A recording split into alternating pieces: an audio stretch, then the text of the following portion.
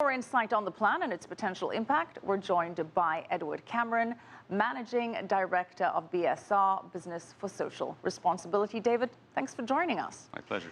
So as we mentioned, China recently submitted its 16-page plan. Anything in there that surprised you? I think the biggest surprise for people who aren't accustomed to this sort of announcement is the level of ambition contained within the Chinese proposal and what that means in terms of changes to the global economy. The measures that you've just outlined in your introduction represent an unprecedented structural change in the Chinese economy, which will have knock-on signals to the rest of the economy. For example, it sends a signal to investors that a new dawn is emerging for investments in renewable energy, in energy efficiency, in the way in which goods and services are manufactured in China, all of which presents an opportunity for investors.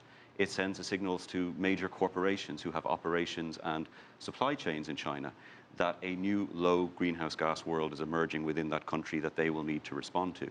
It sends a message to other countries that it is possible to reconcile economic growth on the scale required by China simply to keep pace with employment generation with green development. It sends this message, it sends the signal, but it's yet to be implemented. We still don't know how feasible this is, how, yes, the plan is very ambitious, but can that goal be realistically met?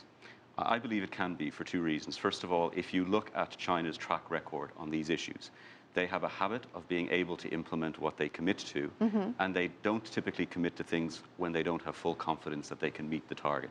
The second thing is that China has deployed a whole series of incentives, political and otherwise, to try and meet these goals in terms of, for example, putting in place the right provincial policies, but also in terms of mobilizing the scale of finance that will be necessary to bring these policies to fruition. Well, so China I have says confidence.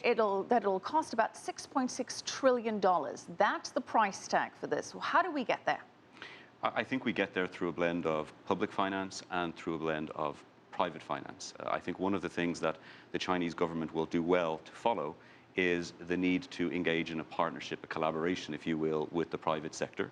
So I think it's going to be very, very important to mobilize state-owned enterprises, indigenously owned private enterprises, but also multinationals that have vast supply chains in China that can incentivize those supply chains to lower greenhouse gas emissions. But on top of that, about 19% of Chinese GDP is public procurement. Right. So even with the purchasing power of the Chinese state, there are many financial incentives that can be used. This very ambitious goal comes at a time where China's economy is undergoing a growth slowdown. Premier Li Keqiang has previously declared a war on pollution, but at the same time, he's vowing to keep the economy strong at least 7%. Are these goals reconcilable? Can you maintain this level of growth at the same time restructuring the nature of your economy, shifting it to a more consumer-driven one, and at the same time taking away carbon emissions, fossil fuels, keeping in mind that China's coal use is about 66% of its energy? Can this all happen at the same time? I believe it can. You mentioned at the very outset the notion of co-benefits and the fact that the Chinese government are very concerned about public health issues. And so one of the motivating factors behind this measure is to tackle those issues of public health, airborne pollution, the hundreds of thousands of premature deaths that happen in China every year as a result of air pollution.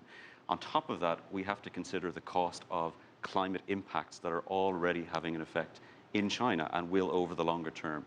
On top of that, the economic benefits of what is essentially a substantial, as you mentioned, $6 trillion stimulus to the economy is of very large orders of magnitude.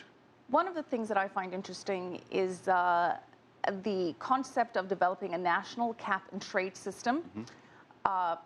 China has basically saying that it's going to have a system where companies will pay for permits to pollute and then they can trade them and buy and sell them amongst each other. How do you see that lifting off?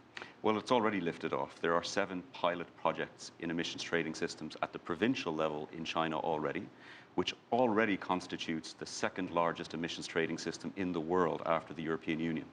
And the Chinese plan unveiled last week is to bring those pilot projects together under a national plan by the end of next year. So they've already gone through an incubation period at the provincial level over the course of the last number of years, which they will now bring together at the end of next year.